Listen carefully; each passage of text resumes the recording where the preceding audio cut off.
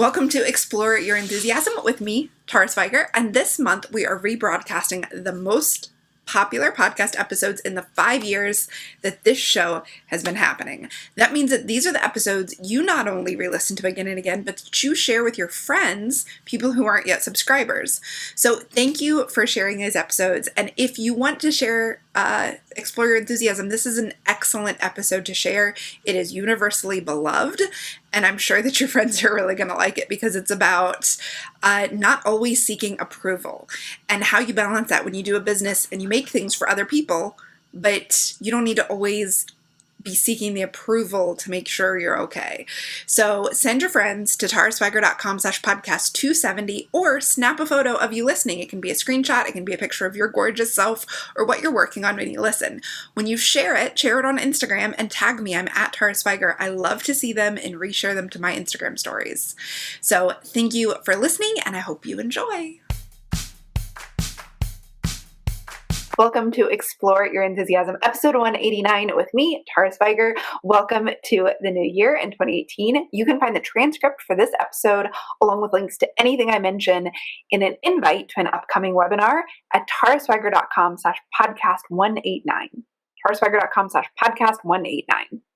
So in the last weeks of 2017, I did a live video, which you can watch at the show notes, /podcast 189, about the lessons I learned in 2017. It was a super raw, honest, vulnerable video in which I shared the lessons that I've learned in the last year. I talk about the disappointments that I had, and I talk about what I'm doing in the upcoming year. The video resonated with a lot of viewers because I shared one of my big lessons for 2017 that they were like, whoa. And I wanted to explore it deeper with you today. And here is the lesson. I am not here for your approval. Whoa. What did you feel when I said that? Did you feel defensive or upset or like, well, yeah, duh? I found that when I say this, some people feel like, yeah, duh, you're not here for my approval, Tara. You're here to do your own thing. Whereas other customers, audience members, listeners, family members are like, wait a minute. What do you mean? I am a customer or I am a listener. I've been listening for 5 years. You should do whatever I say. What I want you to do is take a minute and notice how you feel when I say, I am not here for your approval, and make a note of it. It is a super useful reaction. Not for me, because this is all about me trying to unhook from needing your approval and needing to know what your reaction is. It's a very, very useful for you, though, for you in your own business. How you react to other people needing or not needing your approval can really help you explore how you feel about needing people's approval. For example, you might have been raised that the right thing for you to do is to make your parents proud of you. And that you know they're proud of you when they give you certain feedback and certain kind of approval. And maybe you got that approval or you didn't. But that's going to shape how you feel about giving or not giving feedback and approval to other people. This is also super cultural. What I've learned since building this international business and having customers all over Europe and Australia and even some in Asia and Africa, what I've learned is that some European cultures especially give feedback and give approval or don't in different ways. And sometimes I've had to remind myself that someone's response is actually culturally appropriate for them. And even though it seems really bizarre to me. So your own reaction to this is cultural in the bigger sense, like where you live, and also cultural like in your family group or in your friend group. How do you expect other people to need or not need, hook or unhook from your approval?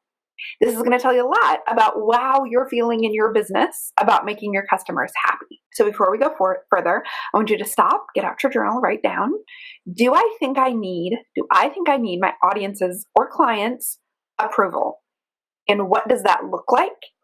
And what do I need in order to feel satisfied or good or proud or however it is you want to feel? Do I feel like I owe them something other than the product they've paid for? Either answer, any answer, whatever answer is totally okay. I want you to write down your answer and set it aside for now. This may be a lesson you need to learn, or maybe it's not. Maybe you're super cool and you have a really healthy relationship with approval, disapproval, displeasure, pleasure, and all of that is like cool with you. Write it down. You might want to think about it later. Now, one of the things that keeps coming up as I chat with y'all about this is, okay, I know that in order to be mentally healthy, I need to not seek outside approval, because if I am always hooked into getting other people's approval, I can never actually be happy, because you can never be sure if you have it or not. You don't know what other people are thinking about you. But aren't I supposed to care that my customers are delighted? Isn't that what you teach in all your marketing, is to listen to your customers, repeat what they're saying back to them in your marketing material, over deliver, make them totally delighted? Isn't this what you talk about when you talk about right people? Yes, exactly. That is exactly what I've struggled with over the years. So someone actually sent me this in an Instagram message, which is like, okay, I get that you're not seeking approval, but how do you jive that with what you've said about right people over the years? And I was like, thank you for perfectly putting it into words what I've been dealing with. So the dichotomy is this: I am not here for your approval, and I am here to serve you. As my audience, everything I create is for you. To do that sustainably, to create and serve you sustainably, like not get burned out, to create new useful stuff that's not based on what somebody else is doing, but comes from a place of like, this is the one thing I can do that serves you. Not the one thing, but the thing only I can do that will serve you. I need to not be hooked into constantly seeking your approval or disapproval. That's a dichotomy. So let's break it down. I am here to serve you. When you think about this phrase, when you think about your audience, it's important that I'm here to serve you is focused on the right you, right? That you're focused on the right people, the people who truly want and need and can afford to pay for what you're offering. So you are not here to serve your family members who don't get it. Your art is not created to like fulfill a need or want in their life. It's created for the people who are going to love it and who are going to want it. You're not here to serve the other people who do what you do. If you make knitwear designers, you're not here to make other knitwear designers happy. You're here to make knitters happy. You run a yarn shop or any shop. You're not here to make other shop owners happy. You're here to make your customer base, the people in your town who want the thing you sell. You're here to create a space for them. And here's the real kicker. You're not here to make everyone who could possibly be your customer happy. You're not even here to serve everyone in that universe. So say you own a comic book shop in downtown Johnson City. You are not here to make every possible comic book shop reader in Johnson City completely fall in love with you.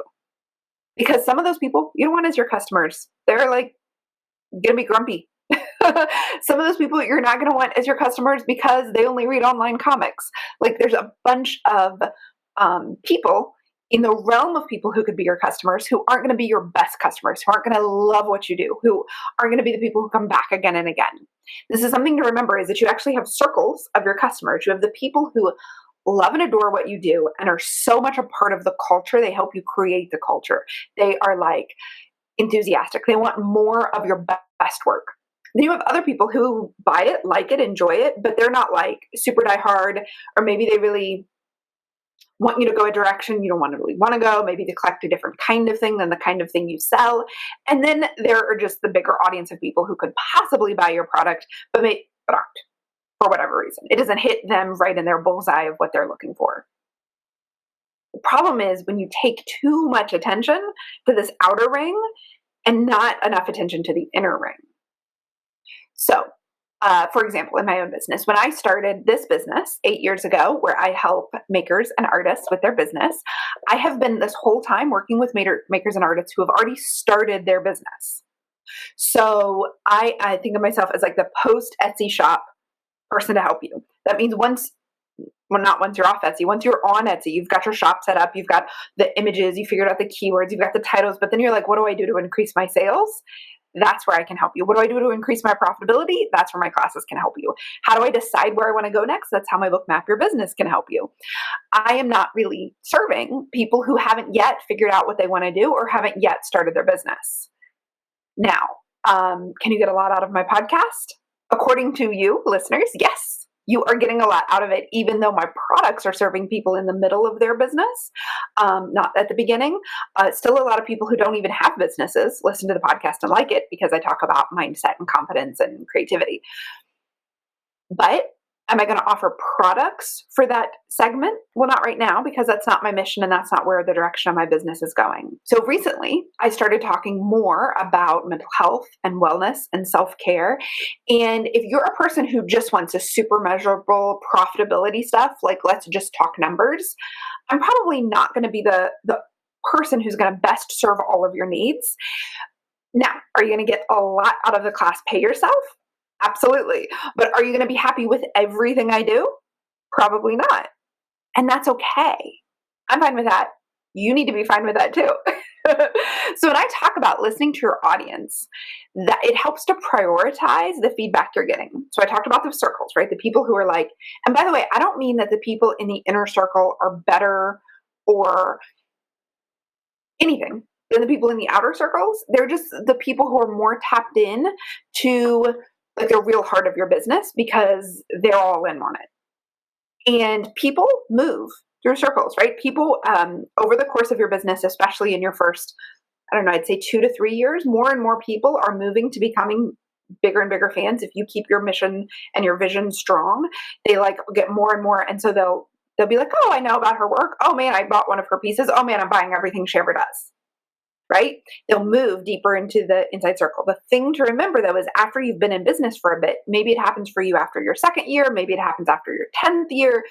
Some people who are super in there, either you go a different direction, so your circle shifts a little and they're not super in love with everything you do, or they've gotten everything you do, so they move out and they find someone else to be obsessed with. That's all fine. That's fine. What you've got to realize is that movement of customers in and out of like being obsessed with your work and not being obsessed with your work, loving what you're doing, not loving what you're doing, that's a natural progression of business. When you start a business, you just feel like you want to get everybody to buy your stuff. And so it's important to realize though, they will move in and out of a relationship with you in the same way you move in and out of your relationship with everything. I don't know about you, but I only listen to a podcast really obsessively for maybe a couple months max. I don't listen to it for a while, then I go back in and I binge it. Or I forget about it. I forget to put it on my new phone when I upgrade my phone. And then 2 years later, I'm like, oh, I love that podcast again. Some podcasts I used to love, I don't listen to anymore, even though they're great. It's just I've moved in and out of different circles.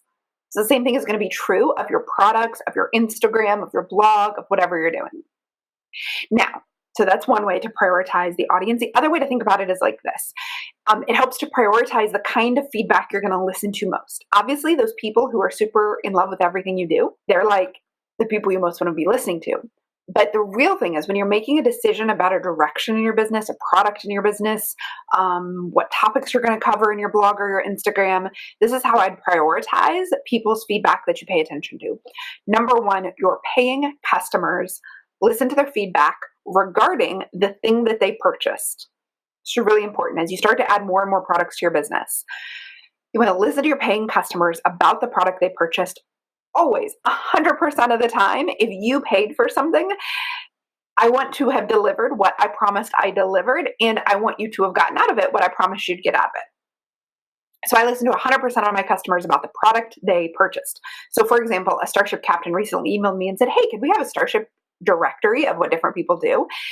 It's just a request I just got. I'm going to absolutely do it. They're asking me to add something to a product that they purchased. Now, if someone outside the Starship is like, can you tell me the directory of everybody's in the Starship? No, like maybe that'd be something I'd get to. If a Starship captain says, hey, could you do a podcast episode about this? Yes, I'm much more likely to listen than if like random Joe says, hey, can you do a podcast episode about this? So I'm listening, number one, my customers about the products they bought. Keep in mind that you might have a customer who bought 2/3 of everything you do and they really don't like the other third. That doesn't mean you have to listen to them. It's not a product they bought. Now, if the people who buy this other product don't like it after they bought it, or they're not happy with it, or it wasn't what you promised, or you're not delivering on your promise, then you listen to that. 2, the second level is your paying customers regarding the next thing that you make for them. That's why I said I'd listen to a Starship captain tell me about the podcast, because I make the podcast episodes for Starship members, also for a bunch of other people who aren't Starship members. So your paying customers, that's the second level of what you listen to regarding the things you're making for them. If I make something for my doTERRA buyers, people who are buying essential oils from me, It might not be for the Starship captains. So I don't need their feedback on it. I need the feedback for the people who it's for. Does that make sense? The same thing of like, if you are making a line of art to hang in living rooms, and then you make a line of nursery furniture, you're not so much seeking feedback from the same people. That's okay. You want to talk to the customers of the product, or the customers who this new product is for. The third level is the people who follow you and encourage you. So your Instagram followers, your Facebook fans, your email subscribers. But this is where it gets tricky. Because if they are your email subscribers or Instagram followers, but they're not paying customers of the products that you make or sell, you need to measure their feedback with that in mind, right? Because they might not be the people it's for. That's cool. They might be in the outer circle. They might be in the circle of people who don't even care about it at all. That's totally fine. That means that their feedback isn't as useful or relevant as the people who it's for. So if they aren't paying for your product, maybe if nobody's paying for your product, you want to ask those people. That's going to be the first source of feedback you get until you get some paying customers. You can ask them what you might change to make it appeal. You might ask them if you could answer their questions better, but you can't make business decisions based on those people, because guess what? They might not be your right people. They might never be people who buy. And I'm talking both about at the individual level, like Joe, who's following me on Instagram, might never buy a class, but I also mean in the group level. Like you might have created an audience of Instagram people who love your Instagram who are never going to buy your class or never going to buy your art, in which case you don't have to listen to them.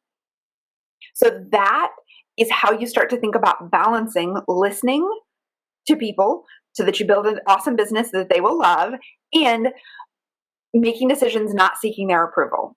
Is to ask yourself the question, where do they fall along my priorities of where I'm getting my feedback and where I'm getting direction for my growing business? So it's possible to listen to your people and yet not hook your self-worth and your decision-making into seeking their approval.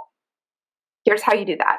So I've talked about prioritizing the people, thinking about them as like, where are they in the rings of how into your thing they are, where they fall in the priorities of who you're going to listen to most.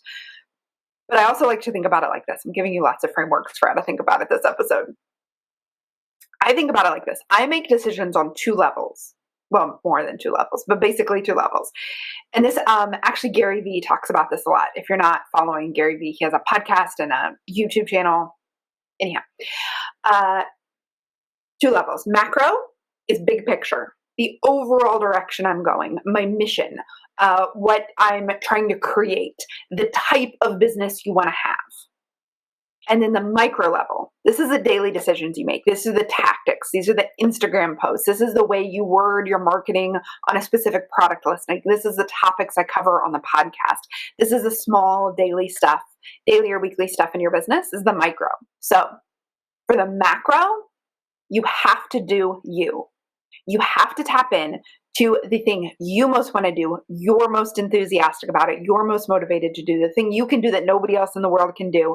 The macro vision of your business, the direction of your business has to be all about you, because you're the person who's keeping it going. You're the person who's making it happen. You cannot make the macro about what other people want from you, because it will burn you out. It will wear you out. I've seen so many businesses get burnt out because they try to take their big business direction in the direction of what other people are telling them they should do.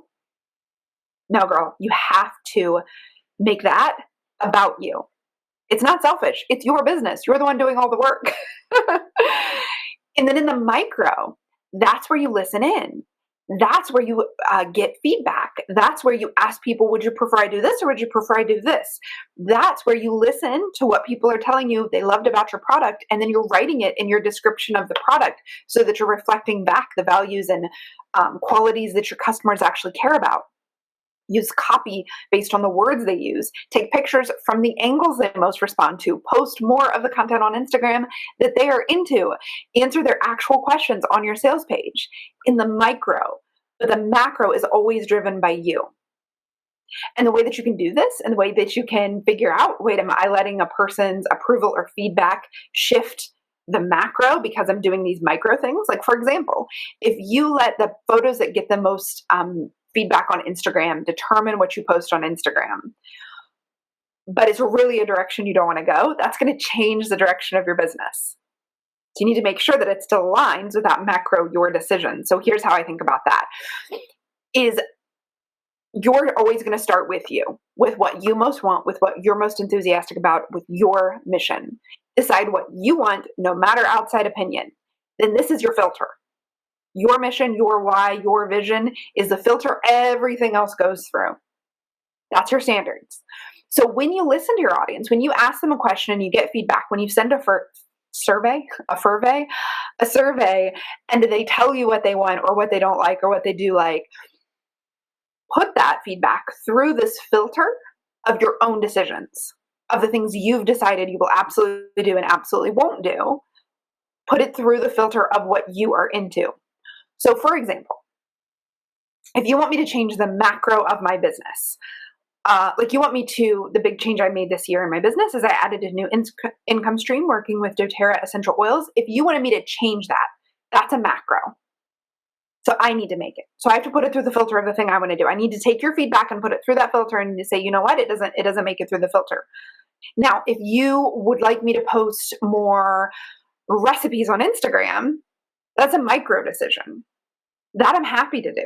If you want me to do more Q&A episodes for the podcast about the topics I want to talk about, then see, I put that through the filter. So if you're like, here, I want you to answer these 5 questions on the podcast. And all the time, I love to get podcast ideas. So if you want me to cover 5 things, I'm going to put it through the filter of the overall direction and mission of this podcast and see what fits, and then take your 5 suggestions, and maybe 3 of them are really good fits for what I want to do.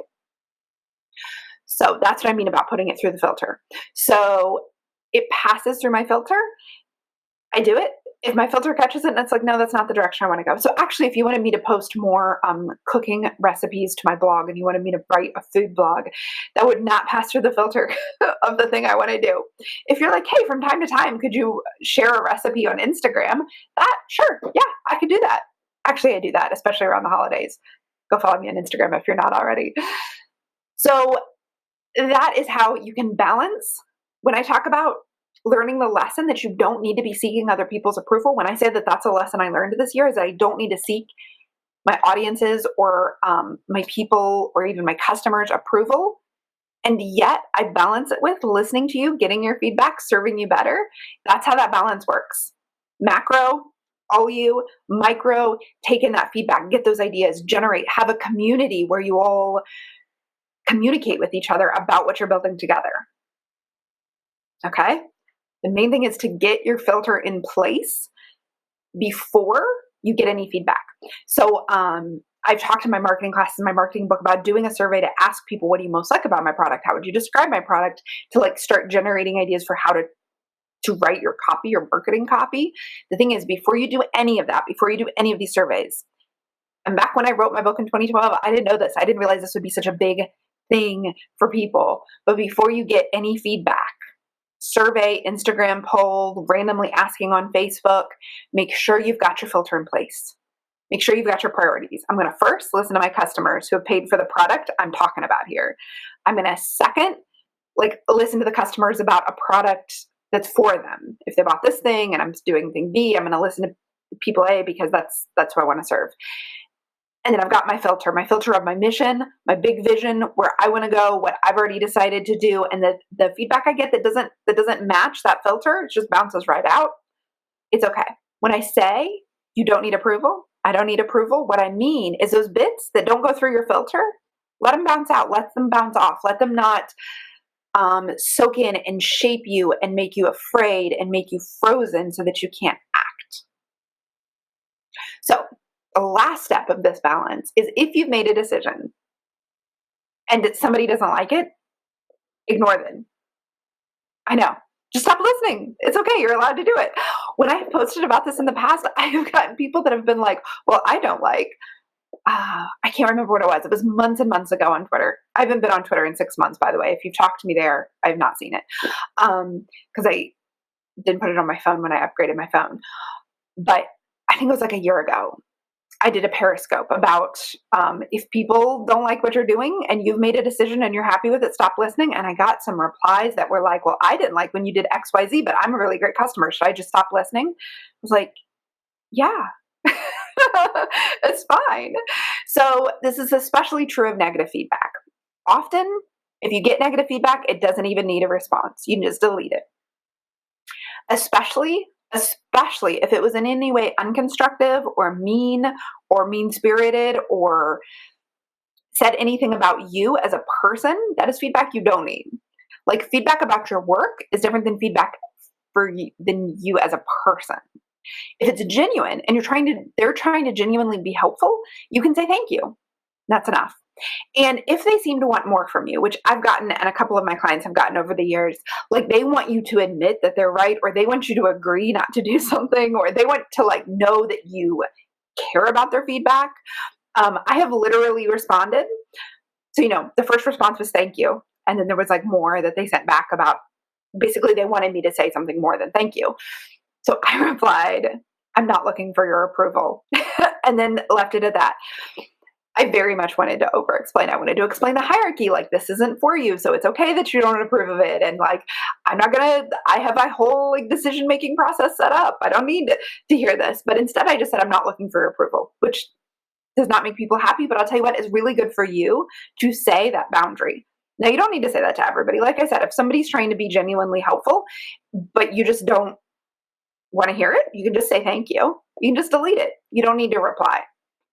If you want to reply, I don't need your approval, you officially have my permission slip to say that to people. And if I've ever said that to you and you don't feel good about it, make a note of your response. Why is this coming up for you? Where else do you feel like people should want your approval and want your feedback? And what if you unhooked from that? All personal development. It's all self-exploration. It's all learning to be the kind of person who doesn't need to be constantly approved of in order to be happy. Now, here's a big thing. Most of you aren't going to experience any of this. I know, but you're so worried about it. I wanted to talk about it because I got so many messages of people who were worried about this. But wait, I have to listen to my audience. What if they don't like something I do? What if I lose them all? OMG. Far more of you worry about this than have actually experienced it. I know, because then I ask you, well, has that ever happened to you? Why are you afraid of that happening to you? When has this happened to you in your past? So I know many more of us are worried about it than it's ever actually happened to us. And I want you to know, I have worried about this far more than I've ever experienced it. So to prepare for this episode, I actually listed out every negative, I wish you wouldn't do that email I've gotten in the last year. Because everyone is burned into my memory. Every negative anything someone says, your brain remembers it more than the positive things. It's called the negativity bias. It's a psychological phenomenon that's not helpful. I made a list, just like a real quick list of like the messages I've gotten in the last year. Because in the last year, I made a lot of changes to my business. So the year before this last year, 0. Oh, actually 1.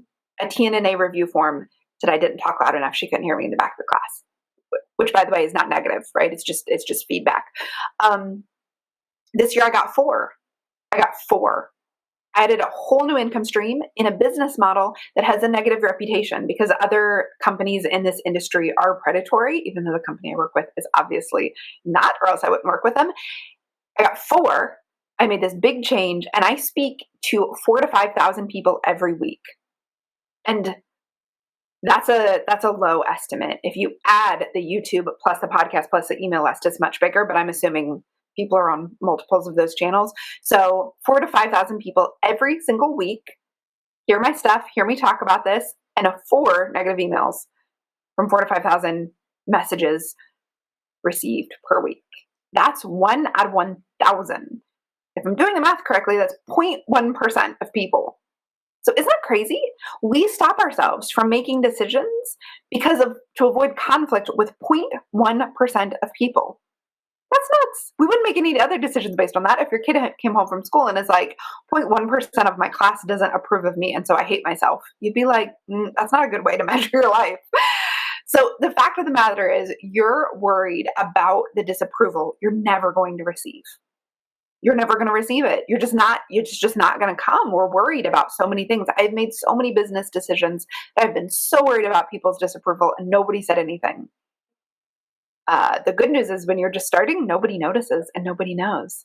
But that fear is what's holding us back. It's not the disapproval. It's not the other people. When I say I learned I don't need your approval, what I actually mean is I learned that I don't need the fear of your disapproval. That fear isn't serving me, and that fear is about something that doesn't even come true. So it's holding you back. It's holding us all back. It was holding me back. So this year, in 2018, I want you to shine your light. I want you to make those big decisions. I want you to go in the direction of your dreams. And I want you to create a business that delights your customers, but is not reliant on outside approval, because you trust yourself, because you're making decisions for yourself, and because you are creating the thing only you can create in the world and that you are so enthusiastic about creating. So I wish all of this for you today and this year, and I hope you have a very enthusiastic day.